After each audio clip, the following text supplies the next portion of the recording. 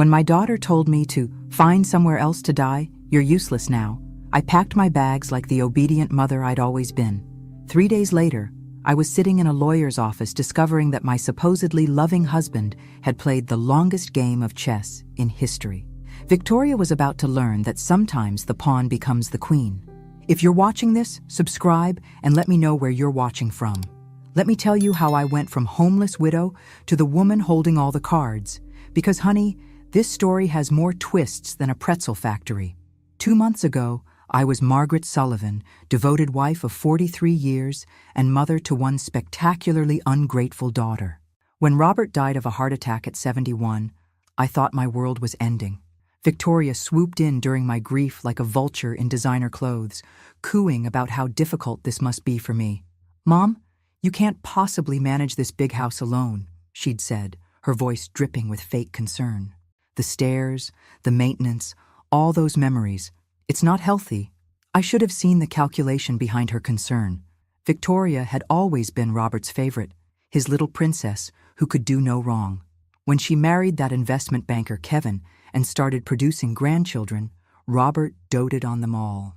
Meanwhile, I was just the woman who cooked and cleaned and kept everything running smoothly. After the funeral, Victoria became increasingly insistent about my situation.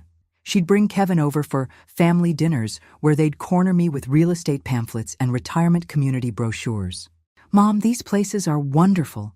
You'd have people your own age, activities, no responsibilities." What they meant was no inheritance to split, no inconvenient mother to deal with. The final blow came last Tuesday. I'd been living in what Victoria now called our house for 6 weeks since Robert's death, still sleeping in the guest room because I couldn't bear to pack up our bedroom. Victoria arrived unannounced with Kevin and 2 large suitcases. "Mom, we've made a decision. Kevin got the promotion, and we need to move into town immediately. This house is perfect for us." I stared at her, not quite comprehending. "Move in? But this is my home." Victoria's mask slipped for just a moment, revealing the cold calculation underneath. "Actually, Mom, according to Dad's will, I inherited everything. The house, the investments, all of it. I've been letting you stay here out of kindness, but it's time for you to find your own place." The words hit me like a physical blow. "Victoria, surely there's been some mistake." "No mistake. Dad knew I'd take better care of his legacy than you ever could. You never understood money or investments. You were just the wife, just the wife." 43 years reduced to those 3 words. That's when she delivered the killing blow. "Find somewhere else to die. You're useless now." I packed my things in a daze, 43 years of marriage fitting into 2 suitcases and a small box of photos. Victoria watched from the doorway, checking her watch like I was making her late for something important. "There's a nice senior complex on Maple Street," she offered with the enthusiasm of someone recommending a decent restaurant. "Very affordable. I'm sure they have openings." Affordable. My daughter was inheriting $33 million, and she was suggesting I check into what was essentially a welfare facility for the elderly. Kevin loaded my suitcases into their BMW with the efficiency of someone disposing of garbage. "Margaret, you'll love having your independence again," he said, not quite meeting my eyes. "No more worrying about house maintenance or property taxes. No more home," he meant. As we drove away, I watched my house, Robert's house, Victoria's house now, disappear in the rearview mirror. The irony wasn't lost on me. I'd spent 4 decades making that house a home, hosting Victoria's birthday parties, nursing Robert through his illness, maintaining every detail he cared about. Now I was being driven to a budget motel like an unwanted guest who'd overstayed her welcome. The Sunset Inn was exactly what you'd expect from a place charging $49 a night. Thin walls, thinner towels, and a carpet that had seen better decades. Victoria handed me $200 in cash like she was tipping a hotel maid. "This should cover you for a few days while you get settled," she said. "I'll have Kevin transfer some money into your account once we sort through Dad's paperwork." Some money. From my own inheritance. After they left, I sat on the sagging mattress and tried to process what had just happened. In the span of 3 hours, I'd gone from grieving widow to homeless senior citizen. The woman I'd raised, loved, and sacrificed for had discarded me like an expired prescription. But as I sat there in that depressing motel room, something began nagging at me. Robert had always been meticulous about his affairs, obsessively organized about important documents. He'd shown me the will years ago, explaining his wishes, making sure I understood everything. And I was absolutely certain that's not what it had said. Robert had been many things. Traditional, sometimes stubborn, occasionally patronizing about money matters. But he wasn't cruel. The man who'd held my hand through my mother's death, who'd surprised me with flowers every anniversary, wouldn't have left me destitute. The next morning, I used the motel's Wi-Fi to search for Robert's attorney, Harrison Fitzgerald, the same lawyer who'd handled our house purchase and various business matters over the years. His office was downtown, a 20-minute bus ride that cost me precious cash but felt necessary. Harrison Fitzgerald was a distinguished man in his 70s with kind eyes behind wire-rimmed glasses. When his secretary announced that Mrs. Sullivan was here about her husband's estate, he looked genuinely surprised. "Margaret, my dear, I was wondering when you'd come in. I tried calling your house several times, but Victoria said you were traveling." Traveling. That's what my daughter had told him. "Mr. Fitzgerald, I need to ask you about Robert's will." He looked puzzled. "Of course. Didn't Victoria provide you with your copy?" I gave her the original and several copies after the reading. My stomach dropped. "There was a reading?" "Margaret, you were supposed to be there. Victoria said you were too distraught, that she'd handle everything and make sure you received your inheritance." The blood drained from my face as the reality hit me.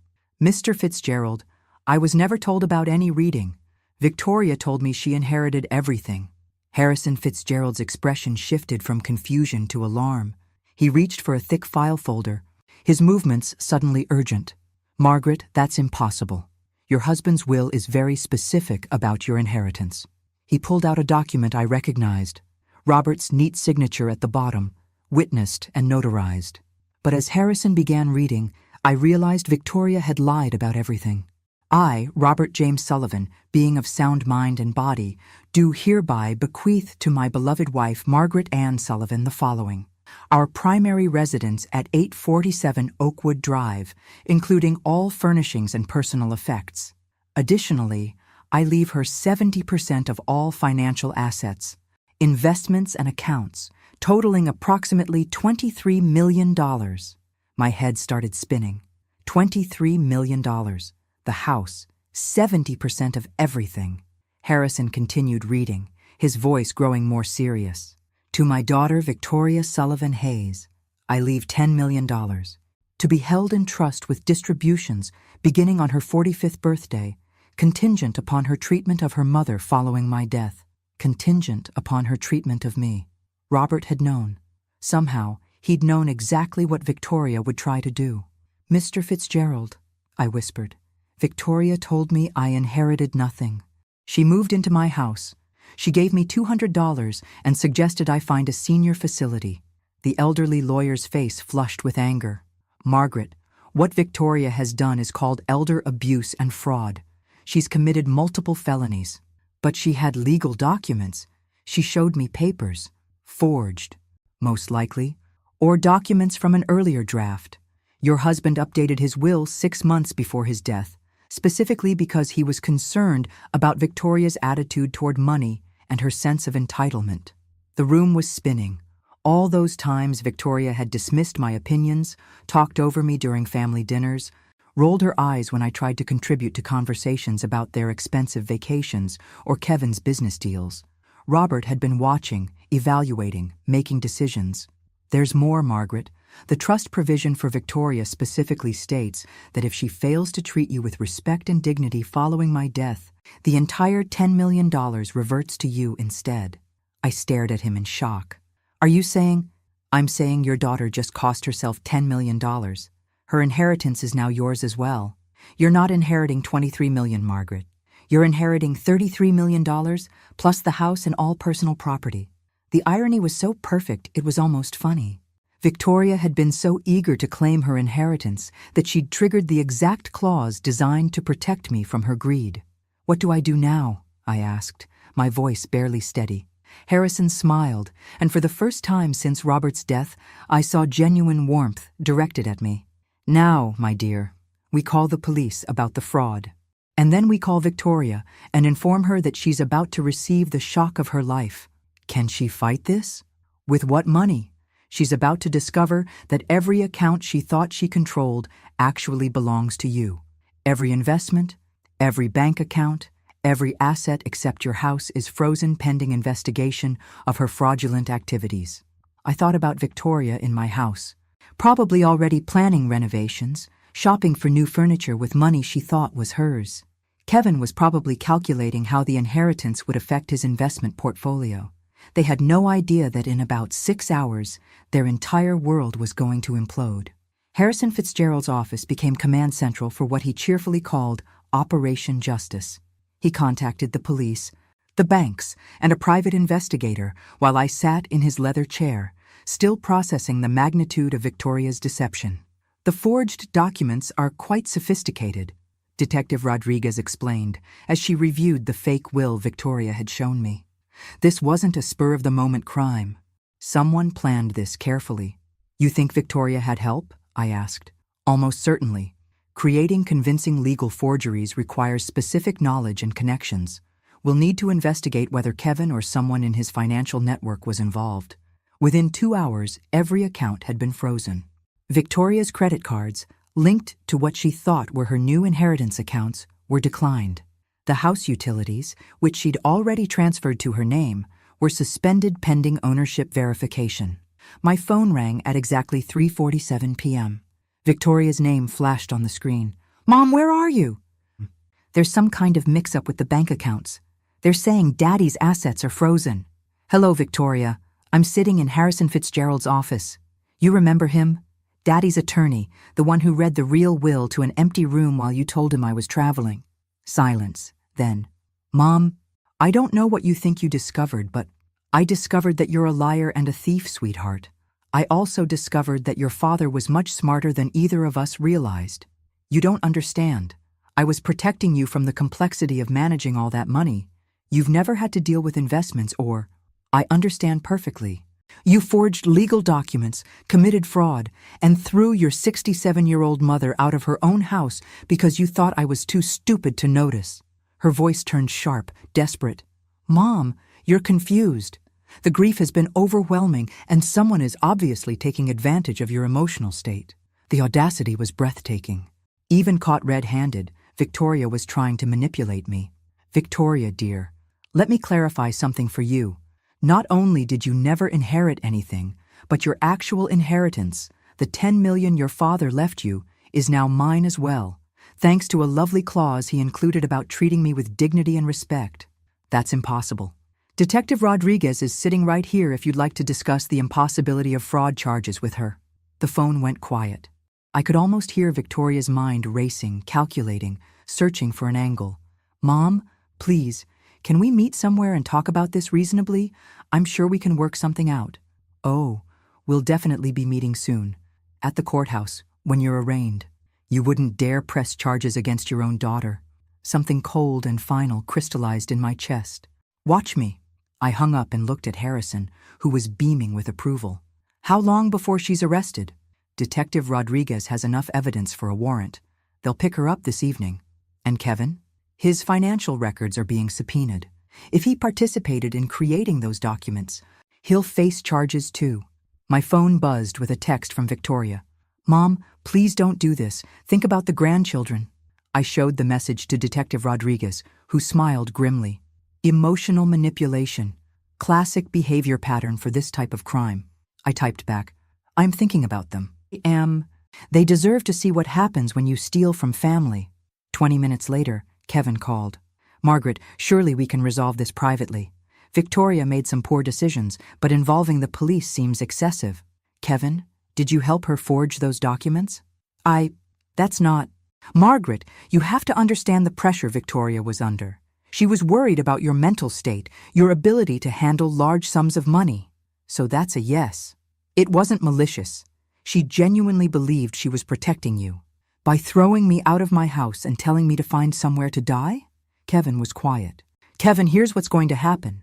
You're both going to be arrested. You're both going to face federal fraud charges. And I'm going to be sitting in my house, watching it all unfold. Margaret, please, Be reasonable. I was reasonable for 43 years. It didn't work out well for me. The police arrested Victoria at 8:30 p.m. while she was having dinner at Le Bernardin, apparently celebrating her inheritance with Kevin and another couple.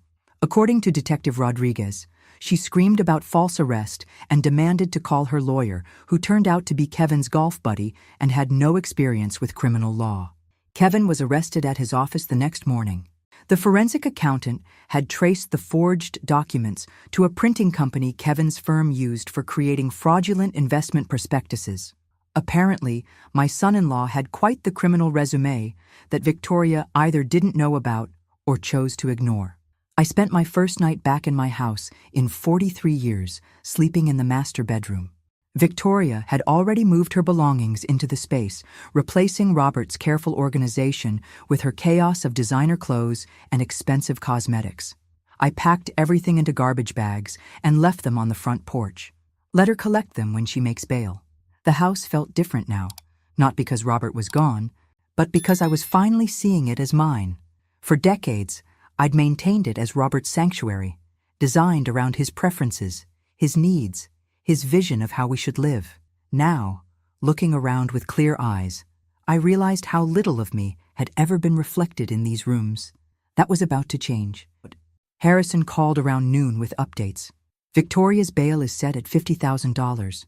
Since all her accounts are frozen, she'll have to find someone else to cover it. What about Kevin? $200,000. Apparently the judge wasn't impressed with his history of financial crimes. Who knew your son-in-law had been under investigation for securities fraud? I certainly hadn't known. But then again, I'd been excluded from most family financial discussions. Victoria and Kevin had always spoken to me like I was a child when money came up, simplifying concepts they assumed I couldn't understand. They were about to learn how much I'd actually understood. Harrison, I want to make some changes to the house. Victoria had contractors lined up to renovate. I'd like to proceed with some of those plans, but with my own vision. Excellent idea. It's your home now, Margaret. Do whatever makes you happy. What made me happy, I realized, was the idea of undoing every assumption Victoria had made about my inheritance. She planned to gut the kitchen, replace the hardwood floors, and convert Robert's study into a wine cellar. I was going to turn the study into an art studio and the wine cellar plans into a library. My phone rang. Unknown number. Mrs. Sullivan, this is Janet Cooper from Channel 7 News. We understand you're the victim of a significant elder fraud case involving your daughter. Would you be willing to share your story? Word was getting out. In a city this size, the arrest of a prominent investment banker and his wife for defrauding his elderly mother-in-law was news. Ms. Cooper, I appreciate your interest, but I'm not ready to make public statements. I understand this must be difficult, but your story could help other seniors recognize warning signs of family financial abuse. She had a point. How many other women my age were being manipulated by adult children who saw them as inconvenient obstacles to inheritance? If I decided to tell my story, would I have control over how it's presented? Absolutely. We could arrange a sit-down interview where you'd have approval over the final edit. I thought about Victoria, probably sitting in a jail cell right now, still believing this was all a misunderstanding she could charm her way out of. Ms. Cooper, let me get back to you. I might have quite a story to tell. After hanging up, I poured myself a glass of the expensive wine Kevin had sent us for Christmas. Wine I was apparently now drinking in my own house, purchased with my own money, while contemplating whether to publicly humiliate my daughter on television. Life had certainly taken an interesting turn. The doorbell rang at 7 a.m. sharp. Through the window, I could see Victoria on my front porch, wearing yesterday's clothes and looking like she'd aged 5 years overnight. She'd made bail somehow. I opened the door, but didn't invite her in. Mom, please, we need to talk. We talked yesterday. You told me to find somewhere to die. I found somewhere to live instead. Victoria's eyes were red-rimmed. Her usual perfect composure completely shattered. I made mistakes. Terrible mistakes, but I'm still your daughter. Are you? Because daughters don't typically forge legal documents to steal their mother's inheritances. I wasn't stealing. I was... She stopped, clearly struggling to find words that didn't sound criminal. You were what, Victoria? I was trying to protect you from making poor financial decisions. You've never managed large amounts of money. Even now, Even after being arrested for fraud, she couldn't admit the truth. In Victoria's mind, she was still the victim of my unreasonable expectations. Victoria, let me share something your father told me 6 months before he died. He said he was worried about your sense of entitlement, your attitude toward money, and how you treated people you considered beneath you. Her face went pale. Daddy never said that. He said you reminded him of his sister Eleanor. Beautiful, charming, and completely incapable of thinking about anyone but yourself. He told me he was changing the will specifically because he was afraid of what you'd do to me if you had control. That's a lie. I pulled out my phone and showed her a voice recording. Actually, it's not. Your father recorded a video message explaining his decision, to be played if you ever contested the will or if you treated me poorly after his death. Victoria stared at the phone like it was a poisonous snake. He knew, sweetheart. He knew exactly who you were underneath all that charm. The only thing he didn't predict was how far you'd actually go. Play it, she whispered. I touched the screen, and Robert's voice filled the morning air. Clear, measured, and absolutely devastating. If you're hearing this, Victoria, it means my fears about your character were justified. I hoped I was wrong. I hoped that my daughter had more integrity than I suspected. But if Margaret is playing this recording, it means you've proven me right in the worst possible way. Victoria sank onto the porch steps as Robert's voice continued. I spent 43 years watching your mother sacrifice her dreams, her ambitions, her independence to take care of our family. She worked part-time jobs to help pay for your college while I built my business. She postponed her education, gave up career opportunities, and poured herself into being the wife and mother she thought we needed.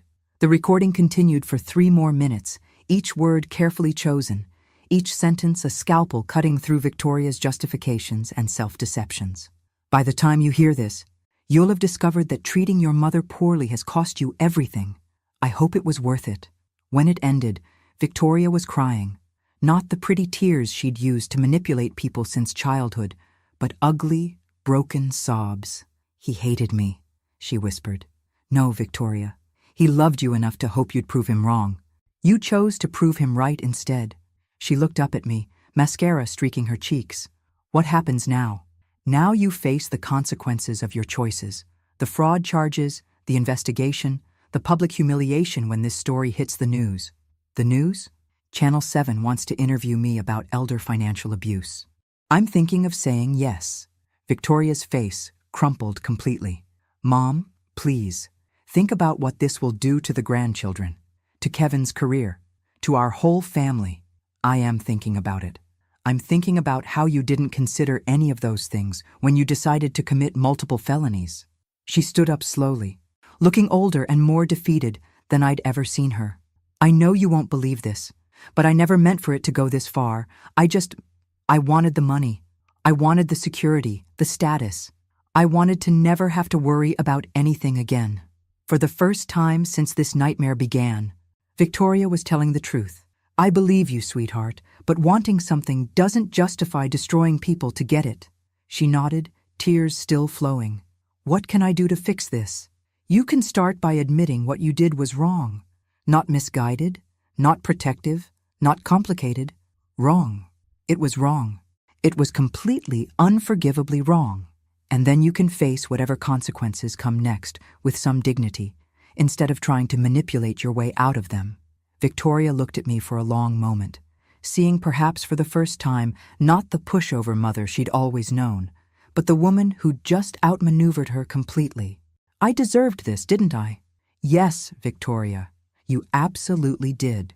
3 days after Victoria's porch confession, Kevin's mother showed up at my door.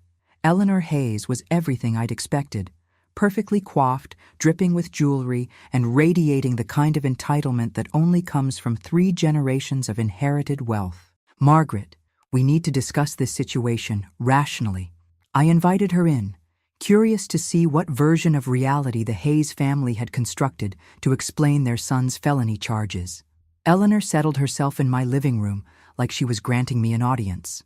Kevin made some poor choices, obviously, but prosecuting him seems rather vindictive, don't you think? Vindictive? Your son helped steal my inheritance and threw me out of my own house. Kevin was following Victoria's lead. He didn't understand the full situation. The woman was actually trying to blame my daughter for her son's criminal behavior. I had to admire the audacity. Mrs. Hayes, Kevin created forged legal documents. That's not following someone's lead. That's conspiracy to commit fraud. Kevin's lawyer believes we can reach a settlement that benefits everyone. You get your house back, Victoria faces appropriate consequences, and Kevin avoids the publicity of a trial. Appropriate consequences. As if Victoria's crimes were a minor etiquette violation. What kind of settlement?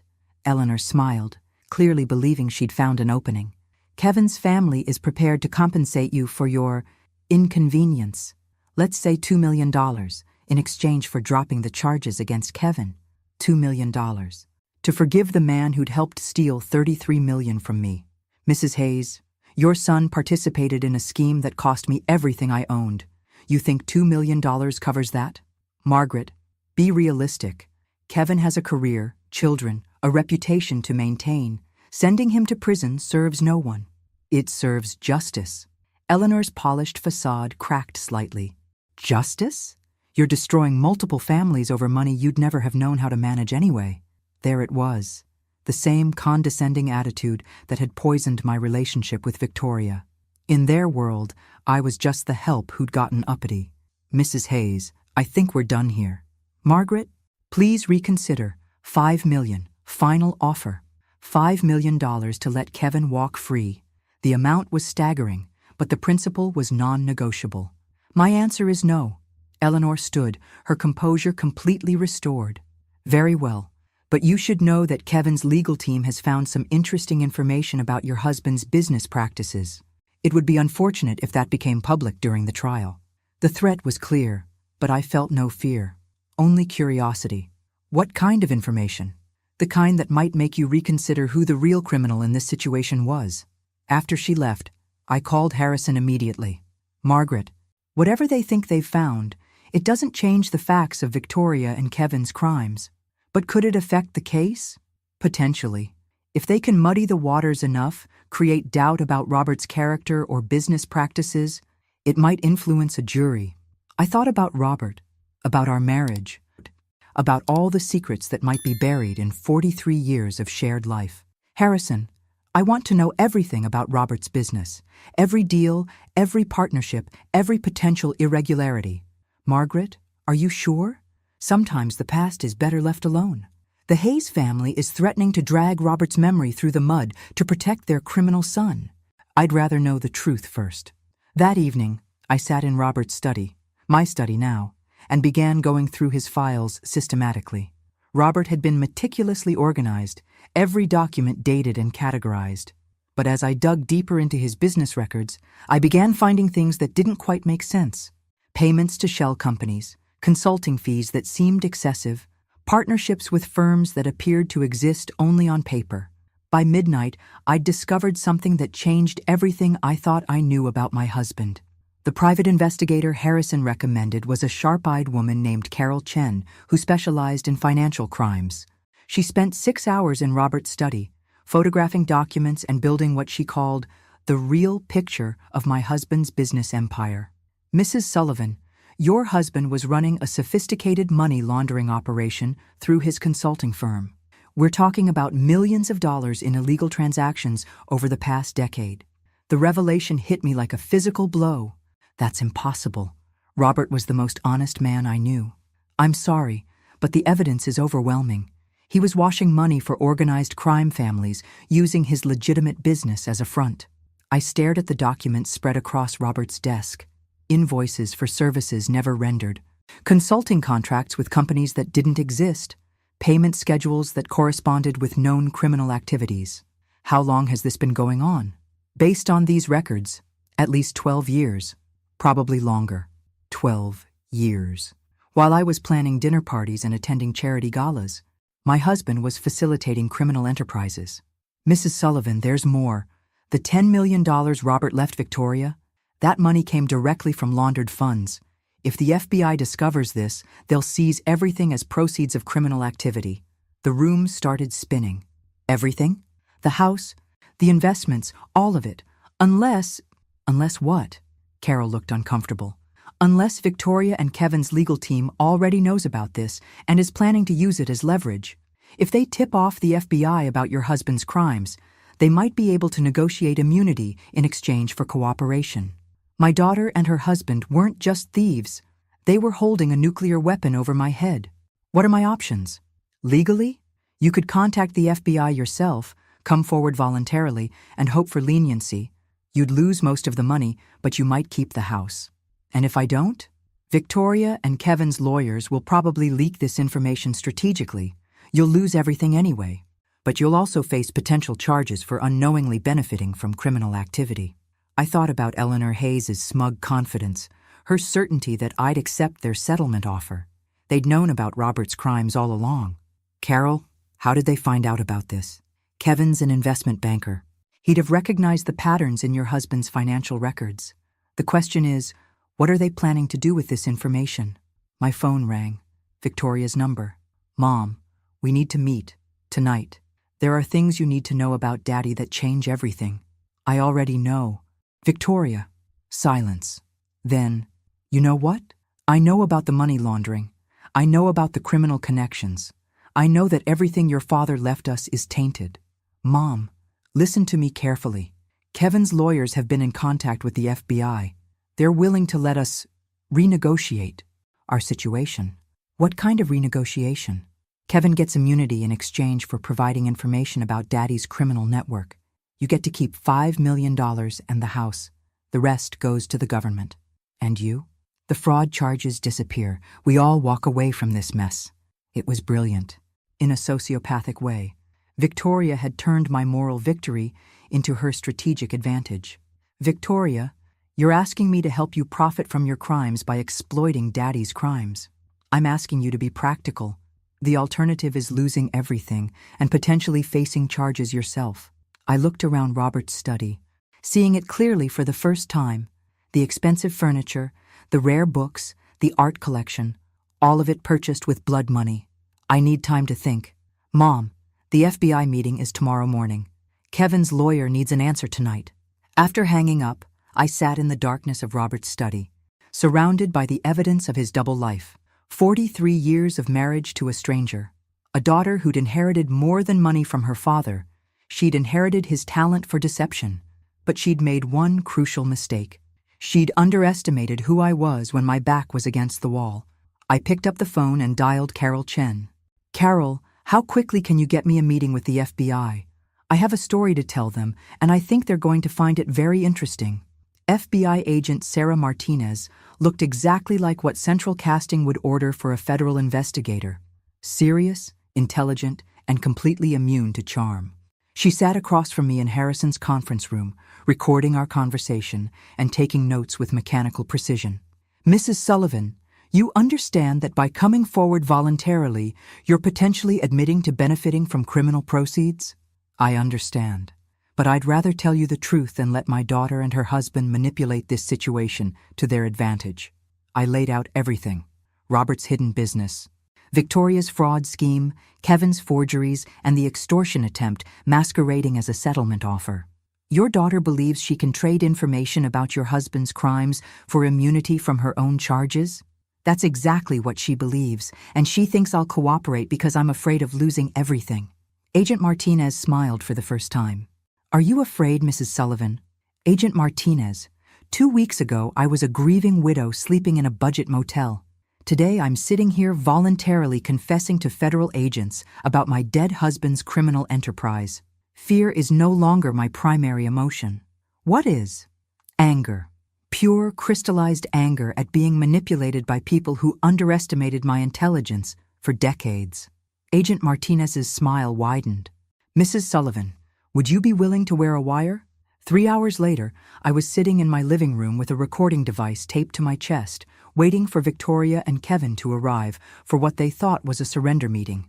They knocked at exactly 8 p.m., both dressed like they were attending a business dinner. Kevin carried a briefcase that probably contained immunity agreements and settlement papers. Mom, you look better than you have in weeks, Victoria said, kissing my cheek like nothing had happened. I feel better. Clarity has that effect. Kevin opened his briefcase with the efficiency of someone who'd conducted similar negotiations before. Margaret, Our lawyers have structured this very favorably for you.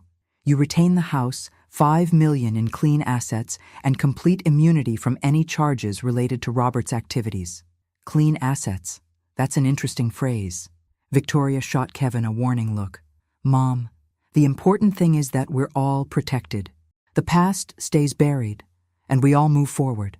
What about the $33 million Robert actually left me? Mom, that money is tainted. It can't be separated from Daddy's criminal activities. Taking $5 million is the best outcome possible. And you two? What do you get out of this arrangement? Kevin leaned forward, his confidence returning. We get to put this unfortunate misunderstanding behind us. Victoria's charges disappear. My reputation remains intact, and our family can heal. Misunderstanding. He was still calling felony fraud a misunderstanding. Kevin, help me understand something. When exactly did you discover Robert's criminal activities? What do you mean? Did you know about the money laundering when you married Victoria? Or did you discover it recently when you were planning to steal my inheritance? Kevin and Victoria exchanged glances. Margaret, I don't think that's relevant to our current discussion. Actually, I think it's very relevant. Because if you knew about Robert's crimes and said nothing, that makes you an accessory after the fact. And if you only discovered them while committing your own crimes, that makes you remarkably unlucky. Victoria's composure was starting to crack. Mom, what are you getting at? I'm getting at the fact that you two have been planning this for months, possibly years. The forged will, the money laundering discovery, even Kevin's connections to document forgers, none of this was spontaneous. That's ridiculous. Is it? Agent Martinez finds it quite plausible. The color drained from both their faces. Agent Martinez? Kevin whispered. FBI. She's been very interested in my story about systematic elder abuse, fraud, and extortion, particularly the part where you tried to blackmail me with my dead husband's crimes. Kevin stood up abruptly, reaching for his briefcase. Margaret, this conversation is over. Actually, Kevin, I think it's just beginning. Agent Martinez and 2 other federal agents entered my living room as Victoria and Kevin sat frozen in place. The briefcase Kevin had been reaching for was confiscated immediately, along with both their phones. Victoria Sullivan Hayes and Kevin Hayes, you're under arrest for conspiracy to commit wire fraud, elder abuse, and attempted extortion of a federal witness. Victoria turned to me with an expression of absolute betrayal. Mom, how could you do this to your own family? The same way you could forge legal documents and steal my inheritance, sweetheart, except my way is legal. As the agents handcuffed them, Kevin tried one last desperate play. Margaret, you don't understand what you've done. There are people connected to Robert's business who won't appreciate federal attention. You've put yourself in danger. Agent Martinez paused in reading them their rights. Mr. Hayes, are you threatening a federal witness? I'm warning her about the reality of her situation. The reality, Agent Martinez said, is that you just added witness intimidation to your charges. After they were removed, Agent Martinez sat back down across from me. Mrs. Sullivan, Kevin's warning might not be entirely empty. Your husband was connected to some dangerous people. How dangerous? The Torino crime family, primarily. They've been using legitimate businesses to launder money for decades. Your husband's consulting firm was one of their most successful operations. The name meant nothing to me, but the agent's expression told me everything I needed to know. Are you saying I'm in actual physical danger? Potentially, but there's something else you should know about your husband's operation. Something that changes everything. Agent Martinez pulled out a thick file folder, the kind that suggested months of investigation. Mrs. Sullivan, your husband wasn't just laundering money for the Torino family. He was an FBI informant. For 12 years, he was providing information about their operations while appearing to facilitate their money laundering. The world tilted sideways. Robert was working for the FBI? Deep cover. Long-term investigation. The operation was so sensitive that even local FBI offices weren't informed. Your husband was helping us build cases against multiple crime families. But the money was real. The FBI allowed him to keep a percentage of the laundered funds as payment for his cooperation and to maintain his cover. Everything he left you was earned through legitimate federal cooperation. I stared at her, trying to process this revelation. So the $33 million is legally yours. Your husband died before the investigation concluded, but his cooperation over 12 years directly led to 47 arrests and the seizure of over $200 million in criminal assets. Why didn't anyone tell me? Because the investigation was ongoing. And because we weren't certain about your involvement or knowledge. Your daughter and son-in-law's fraud scheme actually helped us confirm your innocence. Victoria and Kevin didn't know any of this. They suspected criminal activity, but they had no idea about the federal cooperation. They were planning to blackmail you with information that would have actually exonerated your husband. The irony was so perfect, it was almost poetic. Victoria had tried to steal my inheritance twice, once through fraud and once through blackmail based on incomplete information. Agent Martinez, what happens now? Now? You get your money back, your daughter and son-in-law face federal charges, and you get to decide what kind of life you want to build with your legitimate inheritance. And the danger Kevin mentioned? The Torino family will be too busy dealing with their own legal problems to worry about you. We're executing search warrants across 3 states tomorrow morning. I looked around my living room, seeing it again as the site of my resurrection rather than my humiliation. Agent Martinez, can I ask you something? Of course. In your professional opinion, am I a terrible person for feeling satisfaction about Victoria's arrest? Agent Martinez smiled. Mrs. Sullivan, in my professional opinion, you're a woman who refused to be victimized. That's not terrible. That's inspiring. 6 months later, I stood in the kitchen of my renovated house, making coffee for 2. The morning sun streamed through new windows that actually opened properly, illuminating countertops I'd chosen myself for the first time in 43 years. Good morning, Margaret. Dr. Sarah Chen, Carol's sister and my new financial advisor, appeared in the doorway, carrying a thick folder of investment reports. Good morning, Sarah. Ready for our quarterly review? The past 6 months had been a whirlwind of legal proceedings, media interviews, and personal transformation. Victoria and Kevin were each serving 18-month federal sentences. The news coverage of their crimes had made me something of a celebrity in senior advocacy circles. Your portfolio is performing excellently, Sarah said, settling at my new breakfast table. The charitable foundation is fully operational, and the scholarship fund has already selected its first recipients. The Margaret Sullivan Foundation for Elder Protection had become my primary focus. Using $15 million of my inheritance, we were funding legal aid for seniors facing family financial abuse and supporting legislative changes to strengthen elder protection laws. Any word on the documentary? Netflix confirmed the production deal. They want to start filming next month. My story had captured media attention far beyond the initial news coverage. The Mother's Revenge, an American crime story, was being developed as a limited series, with the proceeds going to elder advocacy organizations. And Victoria? Sarah's expression grew careful. She's written again. Her lawyer says she wants to apologize and ask for forgiveness. Victoria had written me 17 letters from federal prison. I'd read the first few, which ranged from self-justifying to desperate, before deciding to stop opening them. Some relationships, once broken, can't be repaired with words. Sarah, has my stance on that changed? Not according to our previous conversations, but people do evolve, Margaret. Even people who've made terrible choices. I thought about the woman I'd been 6 months ago, grieving, dependent, willing to accept whatever scraps of dignity my family offered me. That woman might have felt obligated to forgive Victoria, to rebuild a relationship based on guilt and tradition. But that woman was gone. Sarah, schedule a meeting with Victoria's lawyer. Not to reconcile, but to make something clear. What kind of thing? I want Victoria to understand that her actions had consequences beyond legal punishment.